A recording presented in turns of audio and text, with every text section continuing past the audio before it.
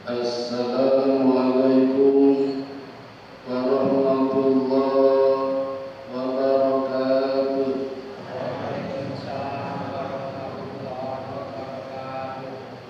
Innal hamdalillah nahmaduhu wa nasta'inuhu wa nastaghfiruhu wa na'udzu billahi min syururi anfusina wa min sayyiati a'malina. Man yahdihillahu fala mudilla lahu wa man yudlil fala hadiya lahu. Asyhadu an la ilaha illallah wahdahu la syarika lahu wa asyhadu anna Muhammadan abduhu wa rasuluhu la nabiyya ba'dah. Jamaah Masjid Al-Islah yang dirahmati Allah, marilah kita selalu mengulang, senantiasa berkali-kali memanjatkan rasa syukur kita kehadirat Allah Subhanahu wa Ta'ala yang sangat banyak memberikan kenikmatan kepada kita sekalian, khususnya di malam hari ini. Nikmat iman Islam, sehat dan sempat. Bahkan Allah berikan kemenangan kita di hari ini, bisa mengalahkan setan-setan yang keterlaluan, dan kita bisa hadir di majelis taklim yang diberkati Allah. Amin ya rabbal alamin. Shalawat dan salam mari kita panjatkan pula untuk junjungan kita, seorang revolusioner agung, seorang guru tanpa sertifikasi, seorang direktur tanpa dasi. Siapa lagi kalau bukan ya Habibana, ya Nabiyana, Kanjeng Nabi Muhammad sallallahu alaihi wasallam. Bapak Ibu yang dirahmati Allah, saya mohon maaf karena malam ini hanya membawa dan memperbanyak 50 selebaran. Ternyata yang hadir hampir 500. Jadi mohon maaf kalau kurang banyak. Judul yang lebih tepat sebenarnya Bapak Ibu adalah rangkaian kisah di dalam Al-Quran, khususnya Nabi Nuh alaihi salatu wassalam.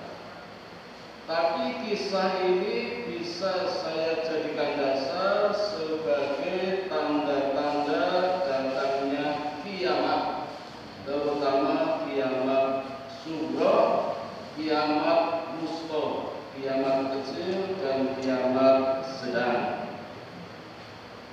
Terakhir saya menyampaikan tanda yang pertama, monggo Bapak Ibu kasih kalian nonton.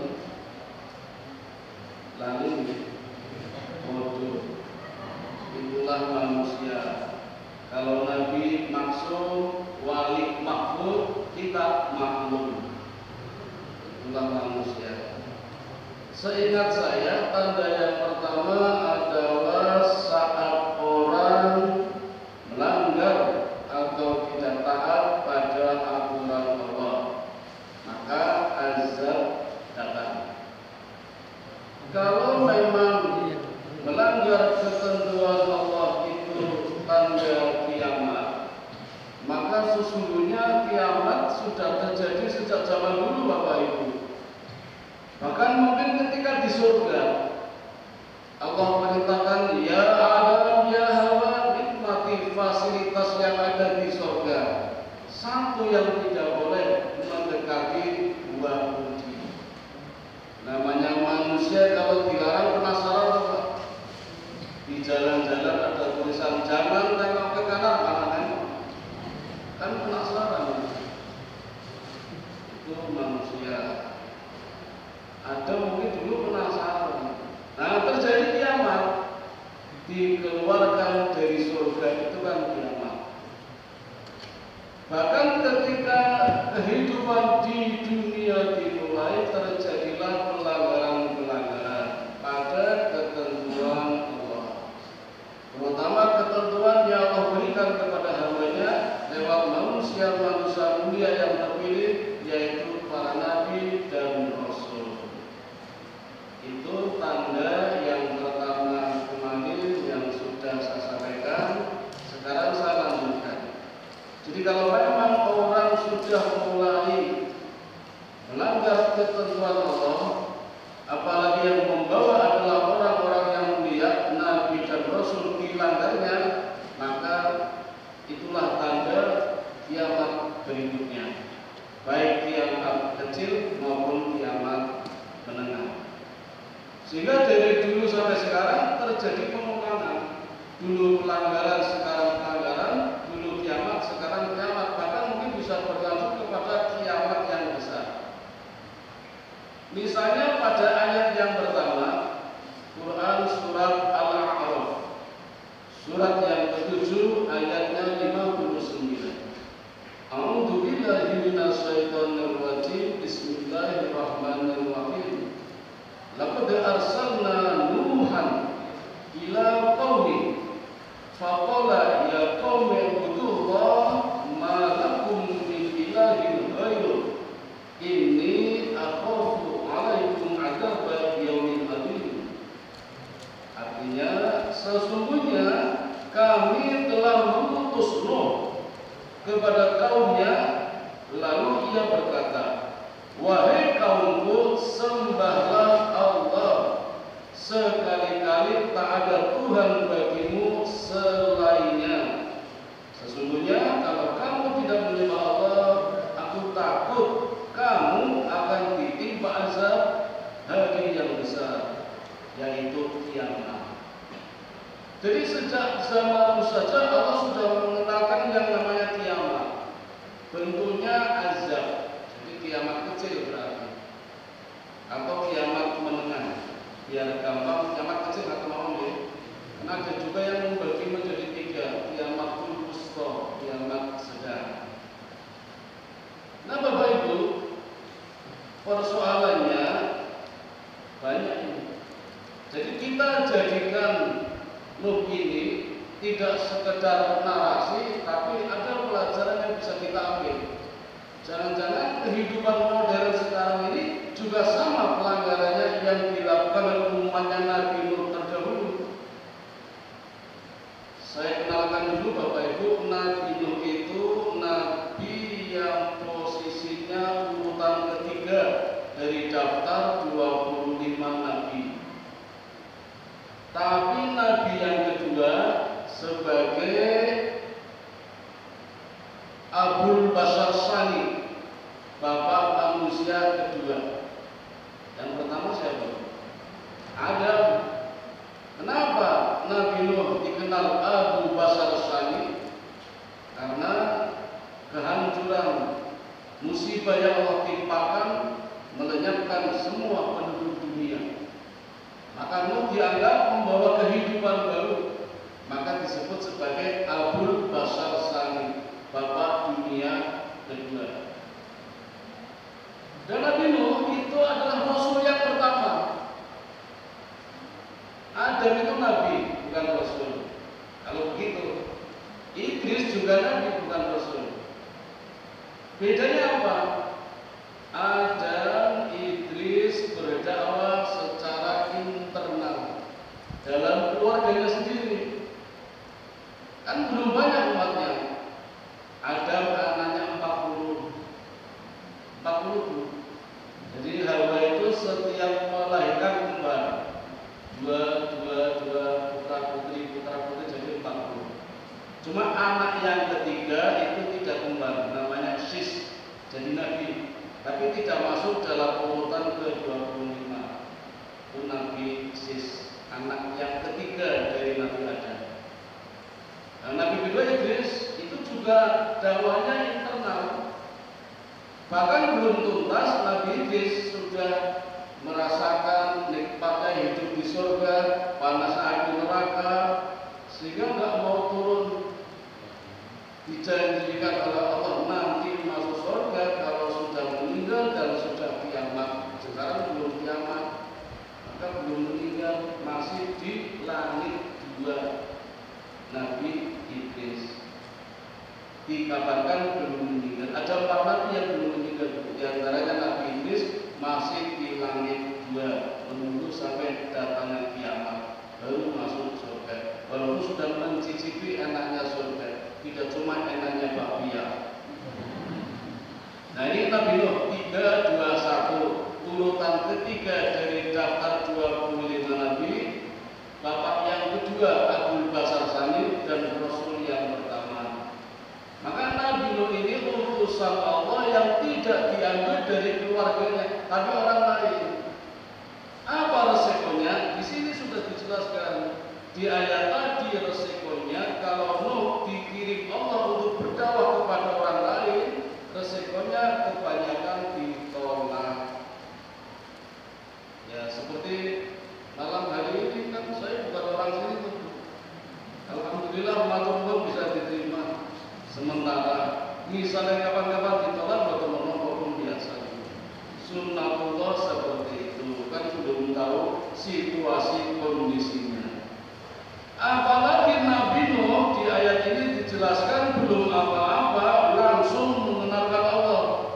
Wahai kaumku, sembahlah Allah tanpa basa-basi. Belum tahu kondisi sebelumnya seperti apa. Bapak Ibu, Nabi Nuh itu kalau dalam bahasa Ibrani Noah, kayak jenis Ariel ini, kan betul banget aku. Nuh bin Malik bin Matwasalah bin His bin Adam alaihissalam, itu nama lengkapnya. Nama lengkap dari Nabi Nuh. Jarak antara Nabi Adam dengan Nabi Nuh 126 tahun. Dalam riwayat lain 146 tahun. Coba Bapak Ibu, dalam jarak yang lama ini tidak ada Nabi, umat pasti bingung. Pasti itu. Ada orang alim, orang soleh namanya Wadun. Orang Jawa bilang Wadon. Wadon ngertos nggih? Perempuan. Artinya apa? Orang yang sangat dicintai oleh umatnya. Jadi ada orang soleh namanya Wad yang sangat dicintai oleh umatnya. Orang ini meninggal, maka umat menangis semua, merasa kehilangan, merasa tidak ada yang membimbing, tidak ada yang bisa memberikan penjelasan. Nah, dalam kondisi seperti ini, iblis turun. Ada peluang ini, ada kesempatan menghasut manusia. Iblis turun dengan merubah bentuk menjadi manusia dan pura-pura ikut sedih. Ya kayak kita tuh loh, Bu, kalau orang sedih susah dekati, derek filosofi ini, ada artinya sih nanti. Wonten toh? Wonten mboten. Oh, wonten. Iblis begitu, derek filosofi gayanya itu. Ini ujung-ujungnya nawarin. Pun rasa sedih, sekarang saya tawari bagaimana biar kalian teringat terus dengan orang soleh ini, saya buatkan gambar-gambar. Setuju, wah senang banget, lalu dibuat gambar-gambar. Padahal bukan gambarnya buat yang orang soleh tadi, gambarnya jin, tapi menyerupai buat. Itulah hebatnya jin, bisa meniru persis. Hanya satu yang tidak bisa ditiru, yaitu wajah Nabi Muhammad sallallahu alaihi wasallam. Wajah jenengan saged bu digambar persis. Wajah jenengan Pak sama persis. Itu pinternya jin.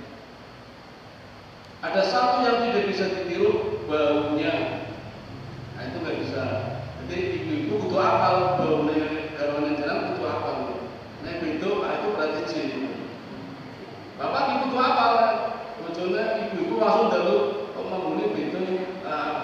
patut dicurigai. Kudunya apal baunya, jin nggak bisa niru baunya manusia. Tapi kalau wajah bisa. Ditawari sama iblis gambar buat, seneng banget. Maka setiap orang, setiap rumah dipasangi gambar-gambar orang soleh. Mulai dari sini Bapak Ibu, pelanggaran pertama terjadi. Kalau cuma gambar-gambar saja masih mending. Apalagi gambar-gambar orang soleh ini kan niatnya memberikan pelajaran, bisa dicontoh amalnya dulu bagaimana perjuangannya. Beda kalau orangnya ahli maksiat, kasar, rasis, mesum, nah itu nggak perlu dipasang gambarnya. Betul. Ini boleh dipasang-pasang untuk punya jabatan ya wes. Masang-masang gambar seperti itu di zaman Nabi Nuh sudah ada. Tadinya yang menghormati saja, mengenang jasanya pahlawan berjuang, ya, menegakkan kebenaran, memberikan pelajaran jadi orang soleh, senang sebagai pengganti Nabi. Tapi lama-lama iblis merasuk, mulai menggoda, mulai disembah-sembah gambarnya. Nah ini tidak berhenti di situ Pak, mulai dibuatkan patungnya buat patungnya orang soleh, sekedar kenang-kenangan saja biar tidak lupa ibadahnya. Tapi iblis lihainya bukan main, akhirnya sampai disembah-sembah. Jadi intinya sepeninggal Nabi sebelumnya dan orang soleh bernama Lot, umatnya Nabi ini mulai melakukan perbuatan syirik.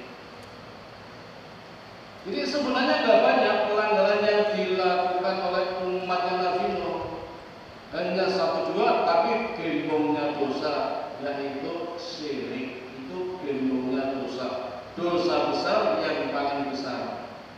Ada 75 dosa besar, ini yang paling besar yaitu syirik.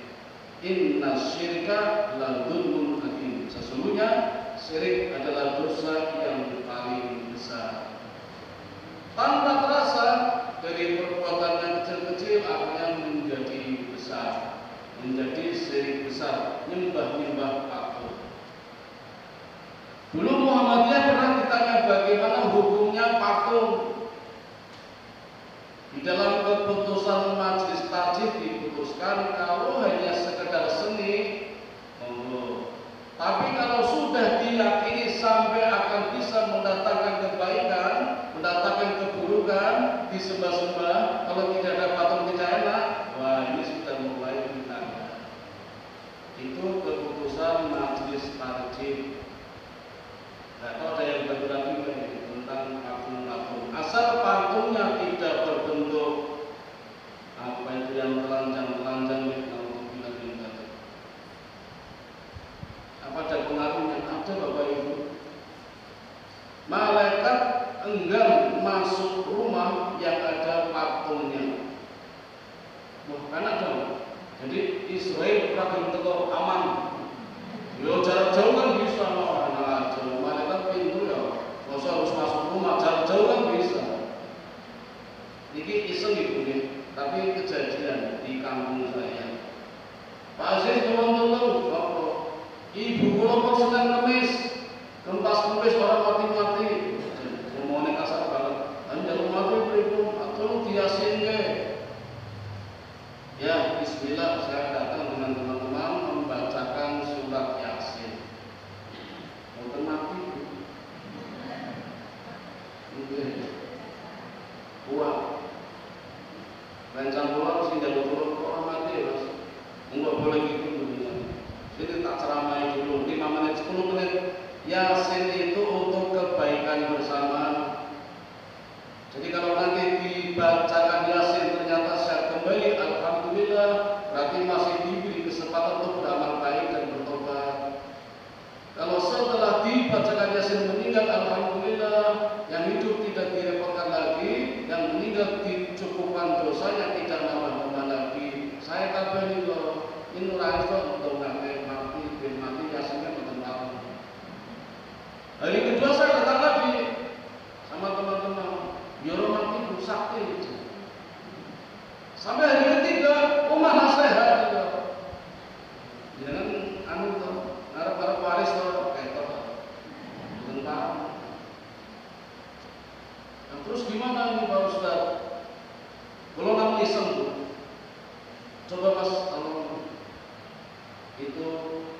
hiasan-hiasan dinding yang gambar patung diambil semua. Hiasan itu kerajinan keramik gambar-gambar patung sih didol teras dua nopo satu kan kata tuh itu. Ini kalau dengan bersedia mas calon pas orang yang ngomong sama kalender sih gambar-gambar artis, gambar binatang coba dilatih. Terus termeja ini loh, kata tuh patung-patung cili-cili ini kok mau balik tujuannya tentang balik jadi koleksinya untuk hiasan-hiasan lagi. Coba ini kalau namun iseng mergo wonten malaikat enggan masuk rumah, terutama malaikat rahmat yang rumahnya ada gambar-gambar makhluk hidup sama patung-patung. Dilalah nurut, paginya sudah meninggal.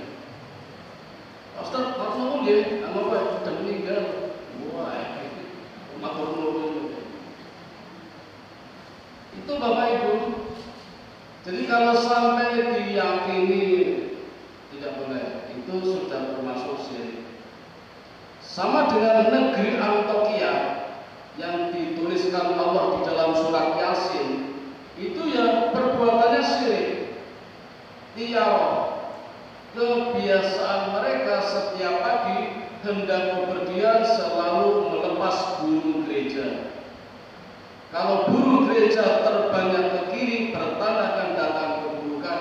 Kalau datangnya terbangnya ke kanan, bertanda akan datang kebaikan. Itu diyakini seperti itu. Namanya atoyur. Perbuatannya namanya tiara. Itu sampai Allah kirimkan 3 nabi Bapak Ibu. Kapan-kapan ceritanya tentang surat Yasin ini kembali ke Nabi Nuh. Perbuatan syirik inilah yang menjadi target Nabi Nuh untuk didakwai. Maka di ayat ini itu mengatakan sembahlah Allah, jangan yang lain. Aku takut kamu akan diazab yang namanya kiamat. Maksudnya bencana. Nabi Nuh to the point, langsung dus. Wah, jadi radikal. Makanya umatnya kan marah-marah. Baru ketinggalan orang soleh, orang yang sangat dicintanya, datang orang baru, dakwanya dus. Jadi orang di sini itu Nabi Nuh.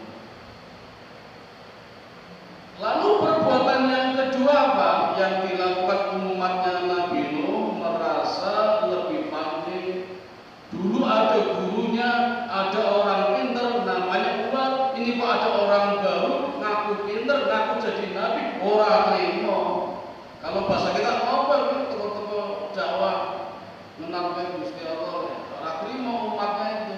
Kesombongannya di situ. Orang sombong itu kalau ada kebenaran menolak.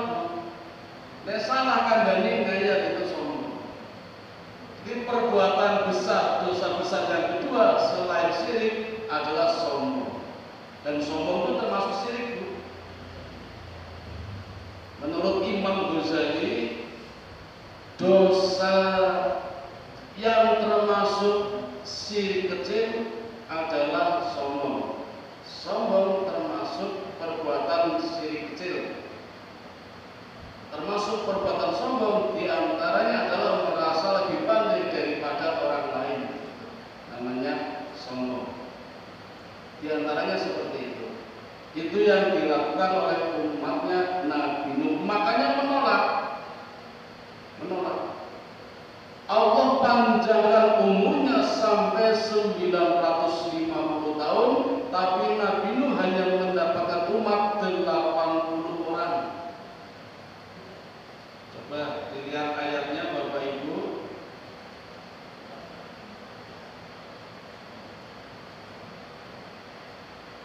Ini yang kedua nggak ada artinya nih. Kebablasan ini.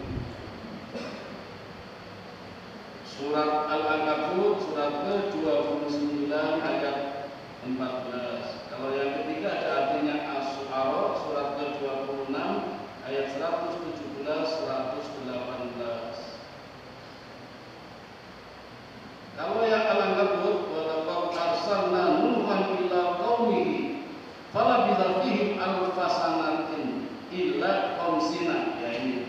Sesungguhnya aku berikan kepada Nuh kepada kaumnya 1000 tahun alfasana ila khamsina dikurangi 50 tahun berarti berapa tahun itu? 950 tahun digunakan dakwah 800 tahun. Jadi beda ya usia sama umur dakwah beda. Panjenengan usianya 60 tahun, dakwahnya udah berapa tahun? Beda-beda tiap orang. Kalau nggak pernah dakwah ya nol. Itu kan nilainya besar, dakwahnya itu nilainya besar. Nuh 800 tahun dakwah, dapat umat cuma 80. Jadi 10 tahun dapat satu, 10 tahun dapat satu. Kalah sama Gus Miftah di umatnya banyak. Lagi umatnya di naik kabeh. Nabi Nuh termasuk nabi yang sabar. Sabar sebenarnya nih. 800 tahun cuma dapat 80, 10 tahun. Nggak ada ustadz ulama kiai yang sabar seperti Nabi Nuh. Ceramah 10 tahun atau siji, 10 tahun atau siji. Tapi akhirnya juga berhenti. Nabi Nuh berhenti. Coba lihat ayat berikutnya ini. As-Su'ara. Qala Rabbi ini qaumi kadzabun. Nuh berkata, ya Tuhanku, sesungguhnya kaummu telah mendustakan aku. Maka itu adakanlah suatu keputusan antaraku dan antara mereka, dan selamatkan aku dan orang-orang yang mukmin besertaku. Ini bertanda Nuh nyerah kepada Allah. Ya Allah, sudahlah cukup saya 800 tahun cuma dapat 80. Percuma saya sampaikan siang malam dakwah, menyebarkan syariatmu, menegakkan ajaranmu, tapi tidak ada yang taat kepadaku. Musnahkan saja ya Allah. Jadi Nabi Nuh saja berdoa kepada Allah, sikat saja ya Allah, datangkan musibah. Percuma nanti anak-anaknya juga begitu, cucunya juga begitu. Ayat berikutnya apa?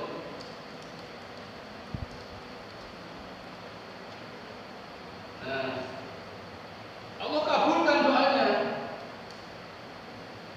Maunya begitu Nuh. Ya Allah. Kalau begitu buat kapal. Suruh buat kapal. Jadi Allah juga memberikan pelajaran, Pak. Enggak mentang-mentang Nabi, enggak mentang-mentang Rasul berdoa langsung dikabulkan, tidak. Ya Allah, aku pasrah ya Allah, datangkan musibah saja. Mau begitu Nuh? Ya Allah, buat kapal. Tidak ada hukuman dari Allah. Kalau kamu nyerah dakwah, ini hukumannya buat kapal. Langsung jadi boten. Nuh bertanya, bagaimana cara buat kapal? Ya pakai kayu, masa pakai kertas? Pakai nanya, kayunya dari mana ya Allah? Ya tanam pohon. Tanam pohon, jadi nggak semudah itu. Maka dengan Bapak Ibu kalau dakwahnya berhenti, stres, malas ngadepi umat, terus pasrah kepada Allah, oh nanti juga kena musibah, diberi pelajaran dulu, nggak yang langsung berhenti kabulkan, tidak. Nah ini juga begitu. 50 tahun baru pohon yang ditanam jadi besar, baru bisa dipotong jadi kapal. Itu butuh waktu 50 tahun. Tidak langsung berdoa dikabulkan. Abrakadabra, Allah kazab simulatif, tidak. Butuh waktu 50 tahun. Kabar baiknya Bu, kayu yang dipakai buat kapalnya Nabi Nuh diambil dari Kalimantan. Kabar baiknya ini menurut dari Jawa. Zaman Nabi Nuh sama Kalimantan. Tapi nggak ada data lainnya, sementara tak terima dulu lah. Memang Kalimantan kayunya Bu, kualitasnya terbaik di dunia. Mulai tuh dincer BNA sama WNC, Warga Negara Cina. Reklamasi Tanjung Priok gagal, larinya Kalimantan. Setiap hari ratusan WNC masuk, nyamar dari buruh, dari TKW, dari TKA, pada tentara-tentara KB. Jadi mana orang ramai di sosial perang. Kalimantan, saya buktikan sendiri pas di sana kayunya memang bagus. Direndam, dicemplungkan ke laut malah tambah kuat. Banyak rumah apung di tengah laut, kayunya bagus banget. Nah, Jogja jangan dikira aman.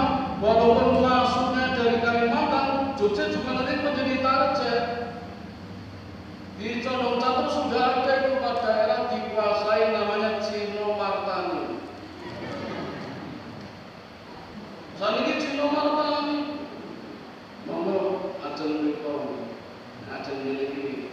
Alhamdulillah ajeng masjid besar itu bidang garapannya Ustadz Tafsir. Jadi rata-rata di masjid Minomak tadi 50 tahun berhenti Nabi dakwah, tapi hinaan dari masyarakat kaumnya jalan terus. Ayo teman-teman, lu semakin gila. Di kamu bikin kapal mau berlayar kemana? Hina terus tiap hari. Jadi Bapak Ibu, sebenarnya nggak ada pilihan, dakwah tidak dakwah ya tetap dihina. Maka mendingan dakwah terus, mandek malah diecek gitu. Ajeng nyobi jangan. Saya kalau ke masjid saja diecek kok Bu. Wah ya Pak, tunggu Pak. Ya masjid betul regional sama musuh pasar. Tetep ya, ketika mau salam, ya ini tak sampaikan. Bar sholat kalau lewat SO 68 kita sampaikan salam kembali Pak. Sopo Israel. Siap-siap pisan. Kamu sholat titip salam kamu. Wayang mari malah boleh cakur, rambut catur, pulau ini betul nih. Betul alhamdulillah. Jadi terus saja dakwahnya. Nabi Nuh berhenti, jadi tetap dihina oleh umatnya. Nah setelah kapal jadi Allah perintahkan masuk semua umat yang masih taat, jumlahnya hanya 80 dan binatang berpasang-pasangan. Kapalnya Bu, menurut hasil penelitian tingginya 27 kaki, lebarnya 60 kaki, panjangnya 200 kaki. Sanggup menampung 2.000 manusia, 2.000 binatang melata, 4.000 binatang ternak, dan 6.000 binatang unggas. Itu saged mlebu kabeh. Jangan sampai bertanya nih. Sekarang tak tanya dulu biar tidak nanya. Saya penasaran juga membaca kisah Nabi Nuh. Pertanyaan saya nanti dapat dompet saya. Binatang yang diangkut kan ada gajah, singa, harimau, kuda, burung. Apa orang cakar-cakaran pakan panganan? Ayo, dapat dompet saya ini. Tak jawab dewi, belum hasil renungan dulu jawabannya ketemu Bapak Ibu. Jawaban yang pertama dalam kondisi banjir besar ras 40 do menyelamatkan sendiri-sendiri. Tidak orang mungkin cakar-cakaran pangan-panganan. Allah pun sudah menjaganya. Kawan mungkin juga nggak sempat dalam kondisi banjir. Yang pertama. Jawaban kedua, saya ada alhamdulillah dapat ilmu bagus ini. Teknologi ini, tapi zaman Nabi Nuh. Saya baca buku, jawabannya setiap pasang binatang itu dimasukkan ke dalam kapsul. Nah ini yang sulit lagi. Kapsulnya seperti apa? Di dalam nonton film judulnya Escape from New York. Sehingga di snack plastik. Tugasnya narapidana menyelamatkan presiden, dimasukkan kapsul. Jadi bentuknya tabung. Walaupun jatuh, berantakan, guling-guling itu di dalam tetap selamat utuh. Ini jawabannya. Ternyata di zaman Nabi Nuh sudah ada teknologi yang mungkin kita nggak bisa membayangkan seperti apa. Sekarang sudah ada dipakai Amerika untuk menyelamatkan presiden. Dimasukkan dalam kapsul, bentuknya bunder, anti peluru, kuat, anti nuklir malah. Luar biasa ini. Teknologi yang dipelajari dari Nabi Nuh sampai sekarang dipakai menyelamatkan binatang-binatang yang diangkut di kapalnya Nabi Nuh. Nabi Nuh juga ingin menyelamatkan anak-anaknya. Maka begitu kapal hendak berlayar, itu umatnya juga masih menghina loh. Ada umatnya yang ikut, tapi hanya digeledah pertama, terus pipis, Jadi kaya ngecek itu lho. Ya kaya wong ngapunten mampir teng masjid teng wis kudu ngono salat niku mboten. Apa nggih sing jenenge ngapunten supir sukanya mampir. Kamu mampir loh, mampir pipis, ora salat. Mikatan murid-murid kula mikatan teng salat risor toilet ora wudu 12 salat kangge mampir kok ini. Masih ngecek. Nah, setelah siap berlayar, Nuh turun nyari anaknya.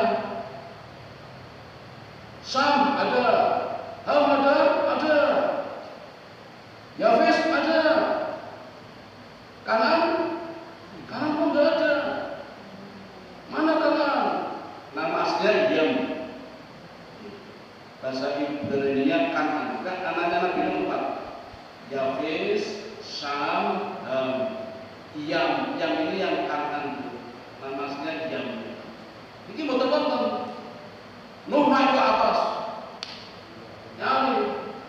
Ketemu. Ternyata kanan sedang berkumpul dengan orang-orang kafir. Nuh teriak, ya bunayya irkam ma'ana. Dari atas kapal. Coba Bapak Ibu. Anaknya membeling, goblok, durhaka. Sebegitunya Nuh masih sayang kepada anaknya, manggilnya saja, ya bunayya irkam ma'ana. Ya kata mungkin, ya anaknya beling, goblok, tapi manggilnya tetap, wahai anakku sayang. Orang wadah, orang cambeling. Karena kalau marah hati-hati pun ya. Kalau anak dia setan, jadi setan teman. Ya cenderung kalau ibunya Imam Sudes gitu. Ibunya Imam Sudes.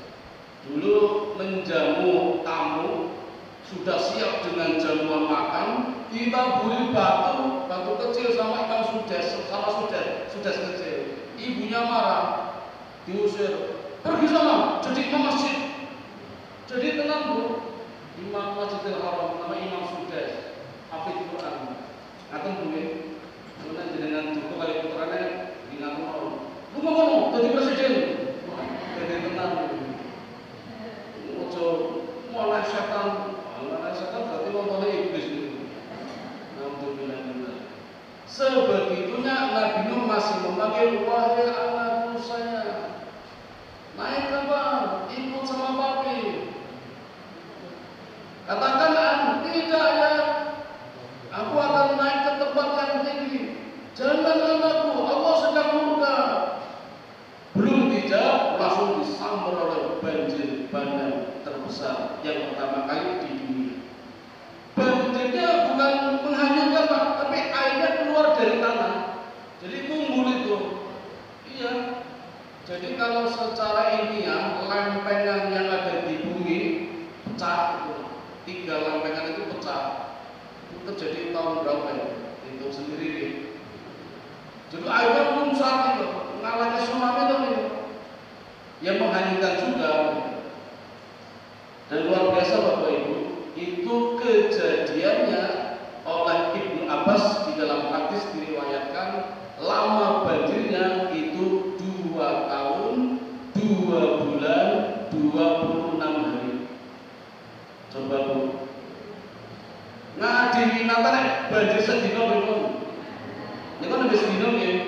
Ini 2 tahun, 2 bulan, 26 hari Pak. Banjirnya, lama banjirnya itu, banjir terbesar di dunia. Di dalam hadis oleh riwayat Ibnu Abbas diriwayatkan selama itu. Dan kapal yang berlayar itu menempuh jarak dari Irak sampai Turki. Berlayar dari Irak terdampar di pegunungan Turki. Dan sekarang kapalnya masih ada. Oleh ahli ilmuwan diteliti banyak menggunakan tenaga baterai. Ini bukan senter, baterai. Luar biasa Bapak Ibu. Ini kejadian di zaman dulu. Yang perlu kita ambil pelajaran adalah pelanggaran-pelanggaran yang dilakukan oleh umatnya tadi. Berbuat syirik dan sombong. Maka wajar kalau Nabi Nuh berpesan kepada kita, namanya wasiat. Wasiat agung dari Nabi Nuh. Ada 4 wasiat dari Nabi Nuh. Loh, kita kan umatnya Nabi Muhammad, betul. Tetapi Nabi Muhammad merekomendasikan kepada kita untuk melakukan wasiatnya Nabi Nuh. Wasiat yang agung ada 4. 2 perintah, 2 larangan. Perintahnya ada 2. 1 mengesahkan Allah, yang kedua mensucikan Allah atau memuji Allah. 2 larangan, tidak berbuat syirik dan tidak berbuat sombong. Itu wasiat Nabi. Zikirnya, bacaannya subhanallah wa bihamdihi subhanallahil azim. Bapak mesti apa biasa tahlil? Ibu apa misalnya? Subhanallah wa bihamdihi subhanallahil azim. Itu zikirnya Nabi Nuh sekaligus taubatnya. Maha suci Allah, maha terpuji Allah, subhanallah wa bihamdihi subhanallahil azim. Maha suci dan maha agung. Jadi memuji Allah, mensucikan Allah, mengesahkan Allah sama saja meninggalkan perbuatan syirik. Mensucikan Allah, merendahkan diri kita, merendahkan hati kita. Rendah hati bukan rendah diri, benten. Rendah hati menuju kepada takwa, namanya tawadu. Rendah diri niko minder. Boten marah itu. Minder juga tidak boleh. Tidak boleh takut kecuali kepada Allah. Lam yakhsha illallah. Tapi juga tidak boleh terlalu berani, namanya sombong. Juga tidak boleh. Merendahkan diri juga tidak boleh, Bapak Ibu. Kan kadang orang merendahkan diri ini tujuannya pengen jalan. Berpengajian ditawari, monggo mampir ke gubuk kula 10 tingkat dulu. Niku jenenge ngapusi. Sudah diberi rezeki Allah, diberi kenikmatan kok ngapusi niku lho. Monggo mampir ke gubuk kula padahal 5 tingkat. Ngapusi kok niku namanya tidak bersyukur. Maksudnya monggo mampir ke gedung kula tingkat 3. Ya rasa dodo, monggo mampir kadang mau ndak tambah-tambah. Kadang kelebihan kalimat malah gawe dosa. Mending pendek-pendek monggo mampir, atau mau cukup toh. Rasa tambah-tambah mampir dengan gubuk kula kan merendahkan diri toh. Ini kan pengen dialog toh. Allah pengen gubuk kan, nanti pengen dialog ini gayanya merendahkan diri gitu. Pengen laku ya numpak gerobak kula padahal pajero. Mendadak ya anggo gerobak kula Pak Joko gerobak namanya Istan. Kan pengen dialog toh. Allah gerobak jebul pajero.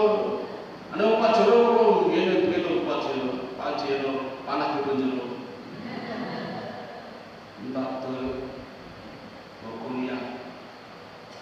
Nah itu wasiat dari Nabi Nuh alaihi salatu wassalam.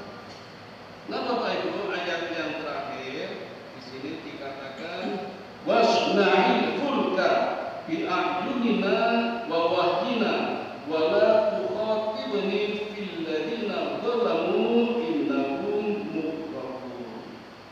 Ini yang kapal tadi ya, buatlah bahtera itu dengan pengawasan dan petunjuk wahyu kami menurut Allah, dan janganlah kamu bicarakan dengan aku tentang orang yang zalim itu, sesungguhnya mereka itu akan ditenggelamkan. Maknanya apa Bapak Ibu? Kalau memang sudah diserahkan kepada Allah, udahlah nanti urusan Allah. Kalau kita sudah dakwah, orang tetap enggan, urusan Allah nggak usah mikir. Artinya apa? Mereka sudah masuk dalam golongan orang-orang munafik. Hati-hati Bapak Ibu, ada ajaran kalau menghadapi orang-orang munafik, ya wis rasa diurusi, tinggal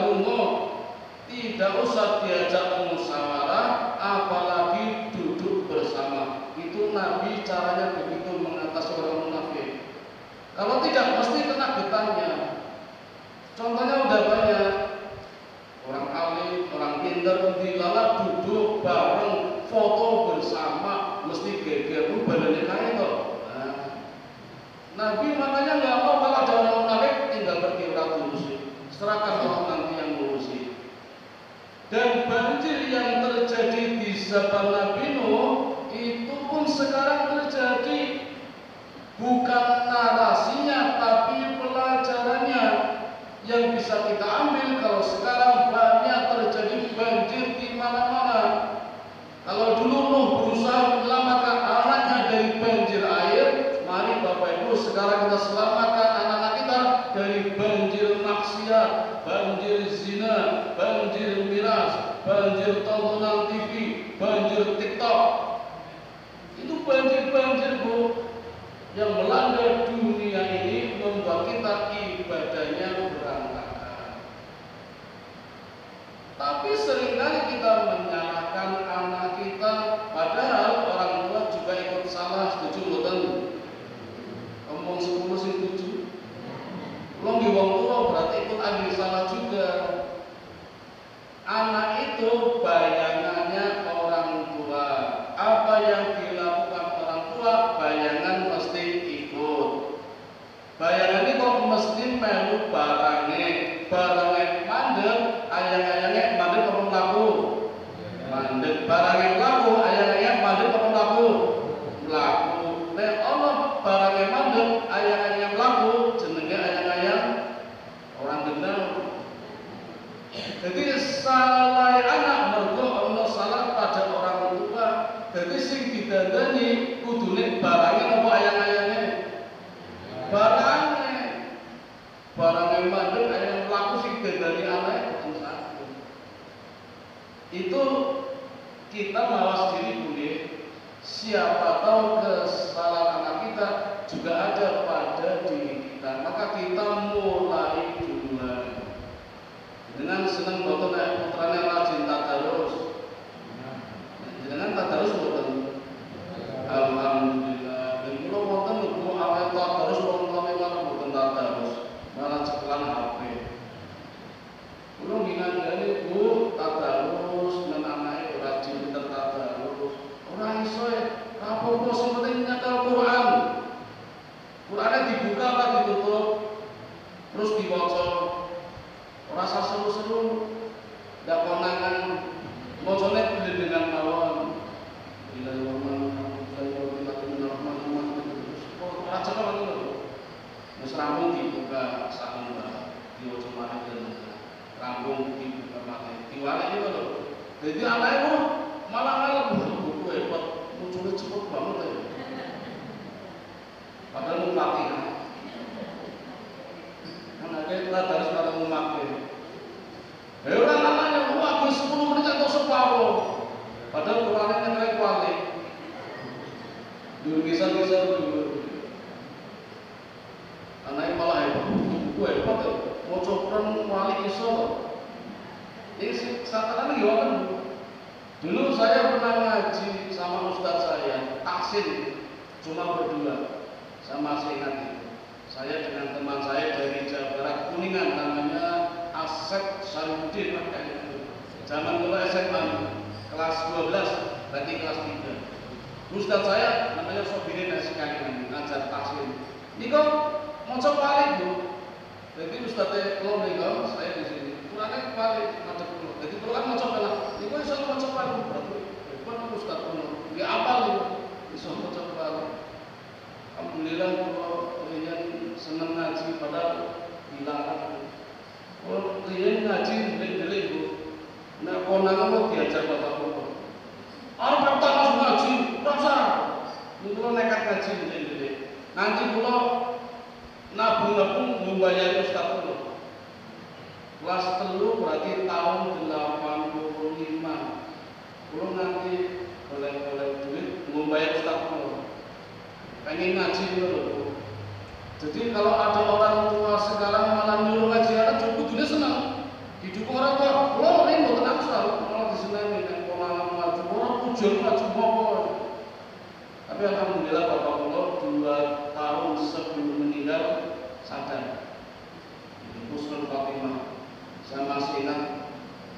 usia 57 mulai menghafal Quran.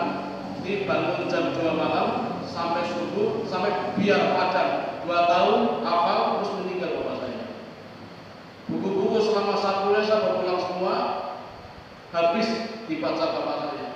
Saya sendiri belum menghabiskan, malah kalah cepat kali bapak. Jadi insya Allah usul khotimah. Monggo bapak ibu, sisa-sisa umur kita nggak tahu sampai kapan nih. Saya juga hampir pensiun sudah punya program untuk hafal Quran, buku-buku, kalau perlu nulis-nulis dan macam-macam. Oh, tinggal 10 menit nih. Sampai di sini dulu Bapak Ibu. Jadi ternyata tanda-tanda kiamatul wusta wal kiamatul sughra dari dulu sudah ada. Sejak zaman Nabi Nuh, Allah pun sudah mengenalkan kiamat tandanya seperti ini. Maka sekarang pun dengan kondisi yang beda, tandanya tetap sama, itu juga bisa menuju pada kiamat yang sesungguhnya, kiamat yang besar. Mudah-mudahan kita selalu diberi petunjuk Allah untuk selalu berada di jalan yang benar. Monggo Bapak Ibu kami persilakan kalau ada pertanyaan, kalau tidak ada memberikan jawaban juga tidak apa-apa, atau komen juga tidak apa-apa.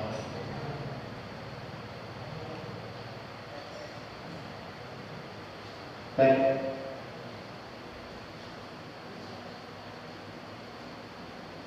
Assalamualaikum warahmatullahi wabarakatuh. Waalaikumsalam. Pak, saya mau tanya, itu kan ada 4 nasi yang yang satu nasi kecil, terus yang ketiganya kan belum dipakai. Terima kasih Pak. Jadi Nabi Zulkifli, Nabi Khidir, dan Nabi Isa alaihissalam. Bahasanya diangkat Allah, jadi belum meninggal. Itu ada kisahnya, tapi kan bukan bidang. Ada sendiri yang menyampaikan. Tapi kalau di Masjid Mubarak kan saya menyampaikan itu, jadi tak sampaikan. Kisah Nabi Khidir yang minum air hayat, air kehidupan, dia belum meninggal.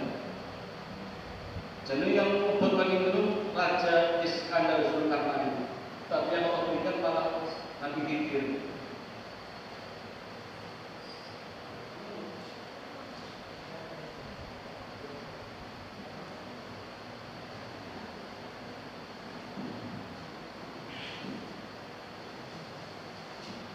Kalau Nabi Isa di langit ketiga sama Nabi Yahya. Yahya udah meninggal. Langit keempat sudah dulu, ya Pak. Nabi Yusuf. Tahu dia namanya? Monggo. Yang lainnya lagi apa? Kalau nggak itu lagi. Ini ya. Oke.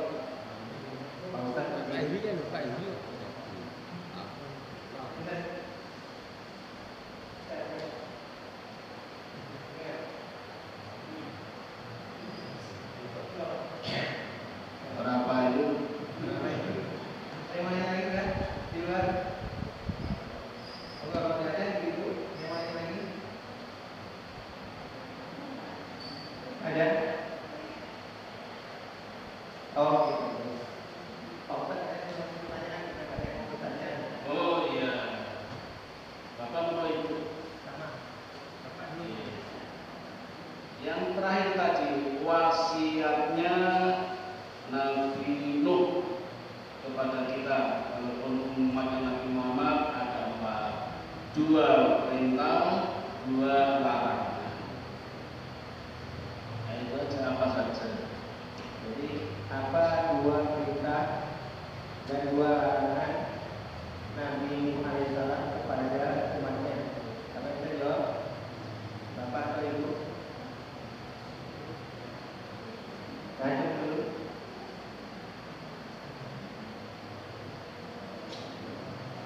Anda loh.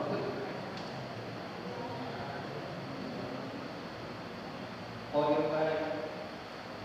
2 perintah,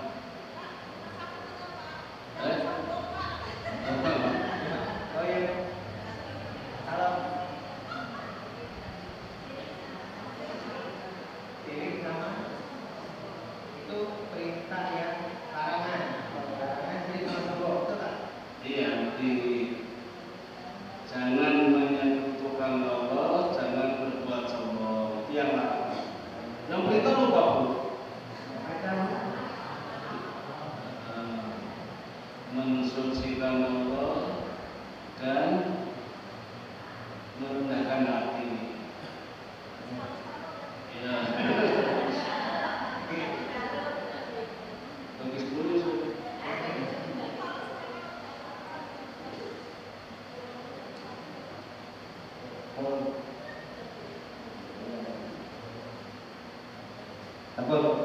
Kalau bacanya pun apa nih? Subhanallah wa bihamdihi subhanallah wa bihamdihi. Pastanya sebenarnya apa? Membaca. Ringan di lisan, Sebelum tidur boleh, setiap hari, setiap sholat, habis sholat boleh.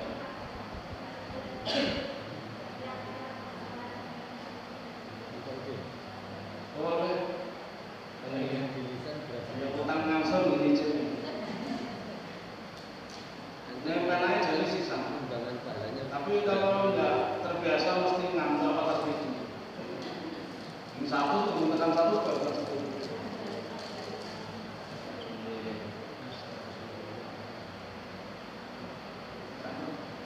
Oke, sama ya. Ini majunya kita doa bersama. Tadi saya dapat kabar dari Mas Evan kalau ibundanya Bu Siti Solika binti Kasman yang menderita lupus, mungkin juga teman dengan kawan tetangga saya. Nah, itu sekarang di BD Hadito. Itu mohon doanya nanti bersama sama kita semua, khususnya buat Ibu Siti Solika binti Kasman. Mari Bapak Ibu kita doakan saudara kita, sahabat kita, Ibu Siti Solika binti Kasman yang sedang dirawat di Rumah Sakit Sarjito agar segera diberikan kesembuhan, kesehatan, bisa kumpul ngaji lagi seperti biasa. Dan kita pun mendoakan juga diberikan kesehatan yang bersama. Al-Hadiniyah wa syafa'atillahi Rasulillahi sallallahu alaihi wasallam. Al-Fatihah. A'udzu billahi minasyaitonir rajim. Bismillahirrahmanirrahim. Alhamdulillahi rabbil alamin. Ar-Rahmanir Rahim. Maliki yaumiddin. Iyyaka na'budu wa iyyaka nasta'in. Ihdinas siratal mustaqim. Siratal ladzina an'amta 'alaihim ghairil maghdubi 'alaihim waladdallin. Amin. Allahumma shalli ala sayyidina Muhammad wa ala ali sayyidina Muhammad. La ilaha illa anta subhanaka inni kuntu minadh dhalimin. Allahumma ighfir lil muslimina wal muslimat wal mu'minina wal mu'minat al ahya'i minhum wal amwat innaka sami'un qaribun mujibud da'wat.